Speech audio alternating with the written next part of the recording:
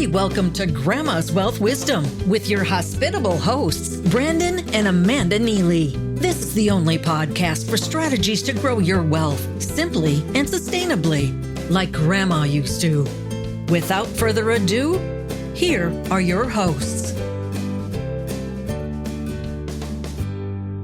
Hi, I'm Amanda, and welcome to Grandma's Wealth Wisdom, where we work with you to build wealth Grandma would be proud of. Hey, I'm Brandon, and today's episode is episode 37, Trying to Get Ahead. So my apologies in advance if today's episode comes across a little bit like a rant, because it pretty much is a rant. And we're going to be talking about one of my biggest pet peeves, and the reason Amanda drives it more than me, actually, because it's a big pet peeve of mine. And I think it's my dad's as well, and it's hereditary. It's drivers who swerve around to try and to get ahead of everybody else. You know those ones with the red cars, the fast ones that try and get ahead, and you're just watching them swerve in front of another person with an inch in front of them.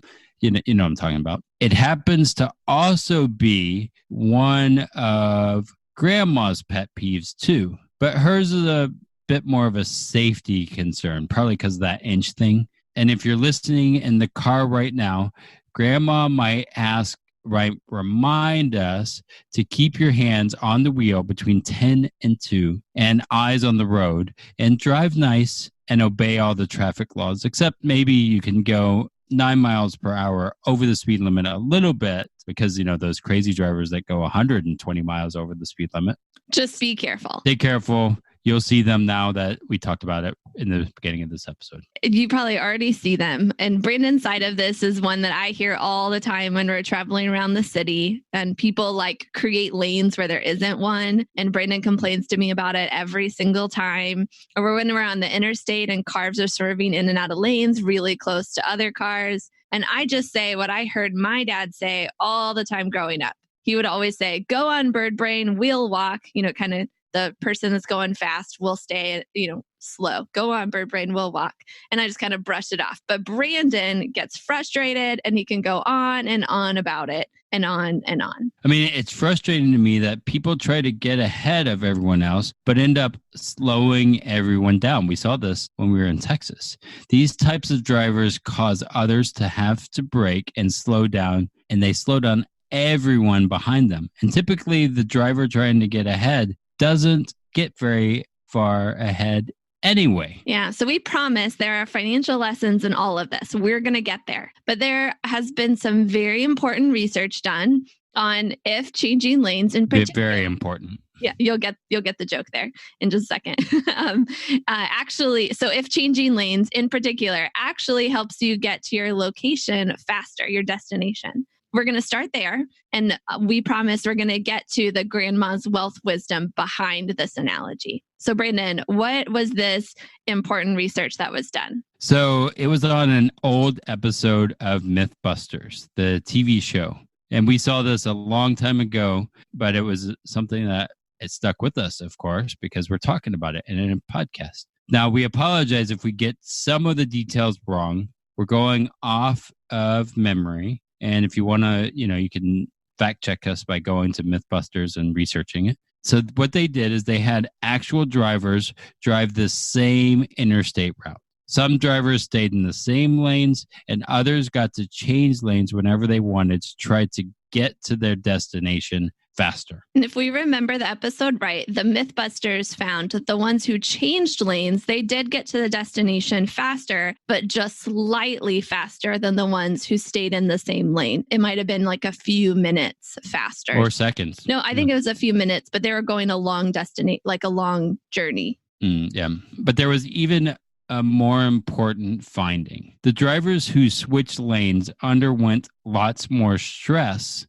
than the ones who stayed in the same lane. Yeah, this was kind of an unexpected result that they found. Because they were doing this test multiple times on multiple routes, some drivers got to experience both parameters of the test. So they would stay in the same lane on one trial, and then they'd try to switch lanes on the next trial, and they got to experience both the same driver. And when they were told to switch lanes and try to get ahead, they reported that they had increased heart rate and anxiety, that when they got to their destination, they were a lot more stressed out. So the Mythbusters episode definitely makes me think differently about driving. Maybe that's another reason Amanda drives after I watched it. Is it more important to get to my destination a few minutes faster, or to keep calm and composed, which might even help me live longer? Not to mention the importance of asking a question grandma might ask. Is it more important to get there a few minutes early or to get there in one piece? How many times have we heard,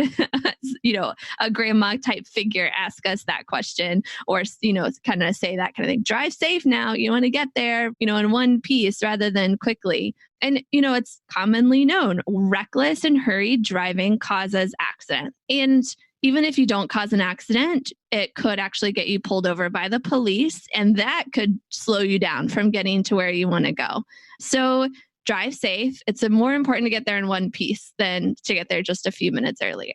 So those are good points. Now that we've explored this pet peeve of mine, let's get to how this applies to our money, because it actually does apply to our money. What does trying to get ahead financially look like, and how do people try to swerve in and out of financial traffic to possibly get more money? Yeah, to keep this simple, we're going to pretend that the person trying to get ahead at all costs is the hare, and the person who stays in their lane is, you guessed it, the turtle. Or the tortoise. We're going to say turtle because it's a little easier to pronounce. Now, let's pretend that we do not know who wins the race yet.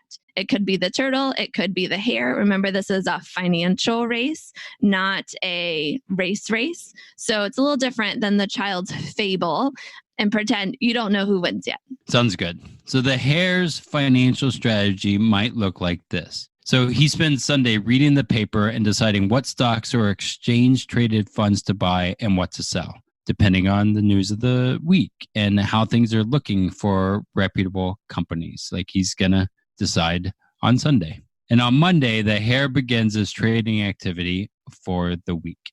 He's always worried about trying to get ahead of the information that other people have, and he wants to make better decisions than anyone else.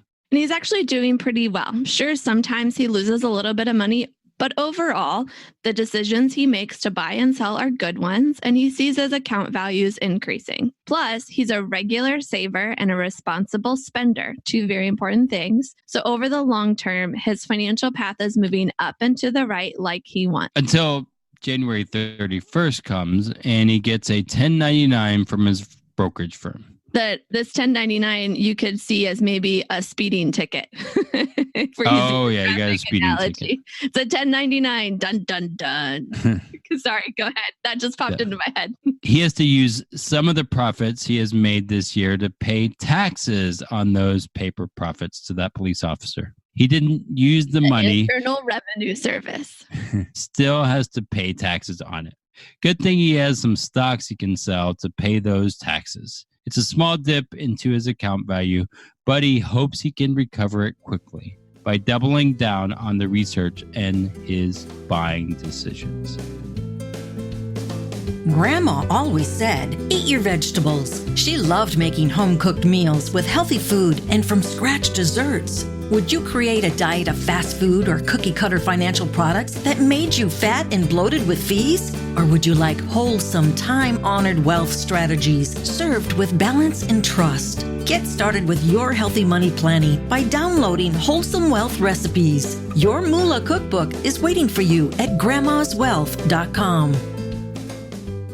So paying taxes is kind of like paying a ticket. That was a fun analogy, and I think it's really important. He did not use the money, but he still has to pay taxes on it. A very important point there.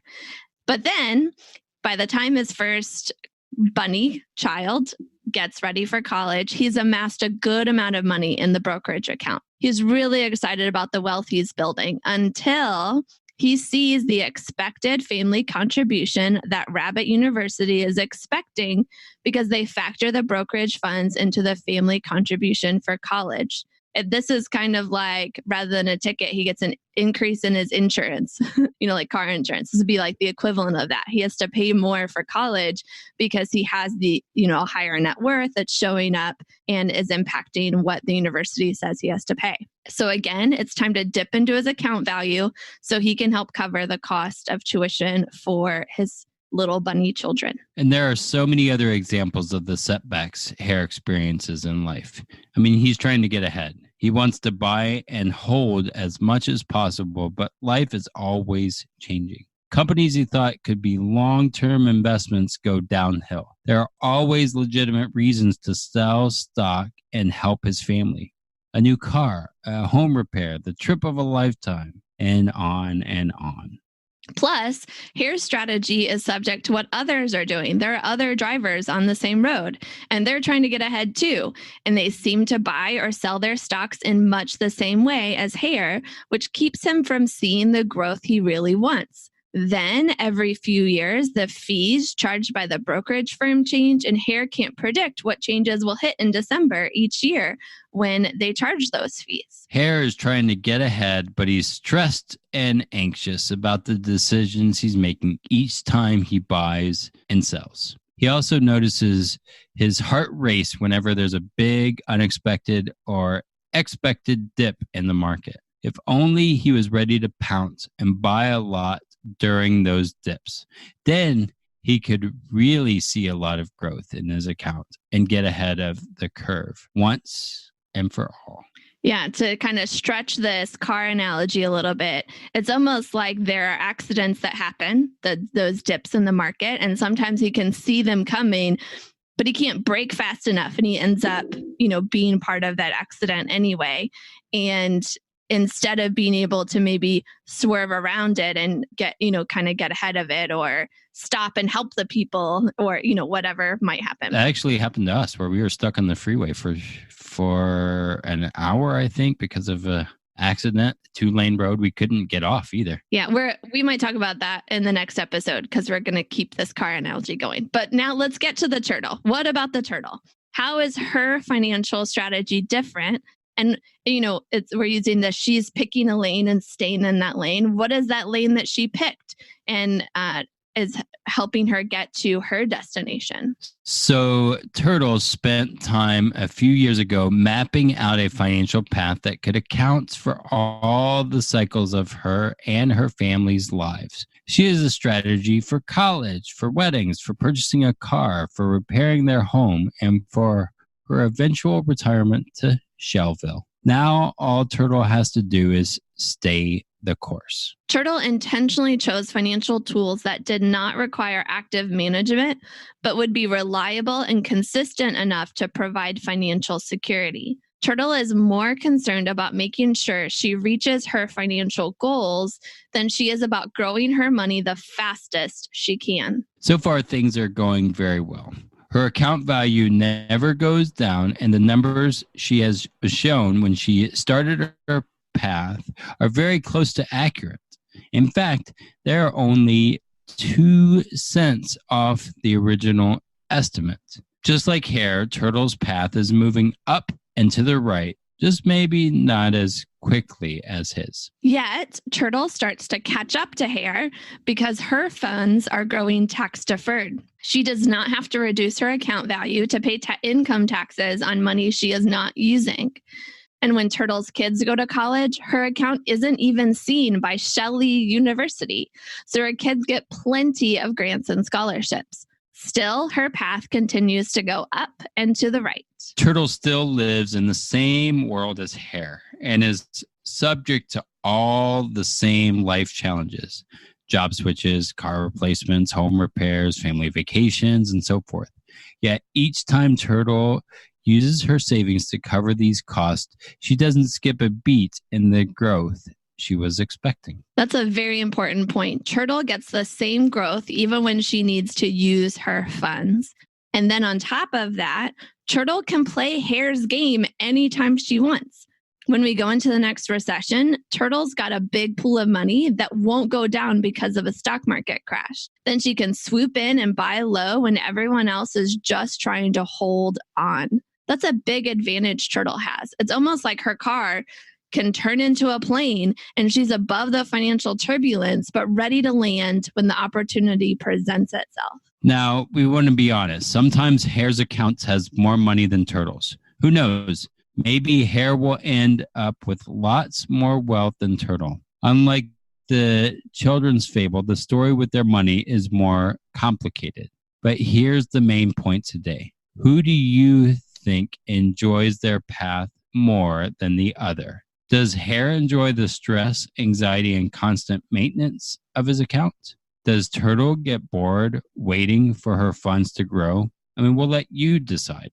We want to leave you today with some thoughts to chew on, maybe the next time you're sitting in traffic, perhaps because someone was trying to get ahead and caused an accident. Here's some questions to ponder. What kind of driver do you want to be for your financial vehicle? Do you want to be swerving here and there trying to get ahead? Would you rather stay in one lane and see predictable movement with the option to change lanes for the right opportunity? Neither path is right or wrong, ethically speaking. They're both moral and good, but they do have their pros and cons, and depending on your goals and, frankly, how much stress you want in your life. I'm sorry to mix metaphors, but another helpful way to think about it is that you'll drive differently depending on what kind of transport you choose. What kind of financial vehicle do you want to use? Maybe you like a car because you can control each turn. Maybe you like a train because you have a predictable schedule. Maybe you'd prefer a plane to get you above the financial storms. Different financial tools make your money do different things. Decide first what you want your money to do for you, and then pick the tool that best fits. The Wholesome Wealth Recipes at grandmaswealthwisdom.com can help you do just that. So just go to grandmaswealthwisdom.com and download it there. Yeah, the big thing about these Wholesome Wealth Recipes, the main entree is just questions that help you pick a financial vehicle that fits what you want your money to do for you. So if that's something you're like, I'm not sure what I want my money to do, or I'm not sure what financial vehicle matches what I want my money to do, that is the main entree in these recipes. So please go get that download. And then we'll talk to you again in the next episode when we'll be sharing about what we've learned about money from road tripping with a 15-month-old versus road tripping when we did not have a kid yet. So be sure to subscribe and stay safe on the roads and with your money. Until next time, keep building your wealth simply and sustainably for your own future and the future of our grandchildren's generation. Topics presented in this podcast are for general information only and not for the purpose of providing legal, accounting, or investment advice. On such matters, please consult a professional who knows your specific situation.